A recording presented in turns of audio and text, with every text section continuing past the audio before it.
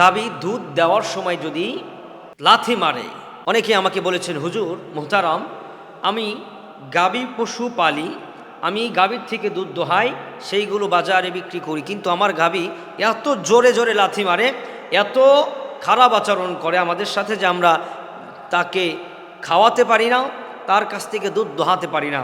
ওলামায়ে কেরাম বলেছেন, কেউ যদি এই আমলটি করতে পারে, যখন গাভী দুধ দেয় তখন যদি কেউ এই আমলটি করতে পারে, ইনশাআল্লাহ ওই গাভী আর তাকে লাথি মারবে না, ওই গাভী আর তার সাথে খারাপ আচরণ করবে না। ওয়াযাল্লাল্নাহা লাহুম ফামিনহা রাকুবুহুম ওয়া মিনহা ইয়াকুলুন ওয়াযাল্লাল্নাহা লাকুম ফামিনহা রাকুবুহুম ওয়া মিনহা ইয়াকুলুন।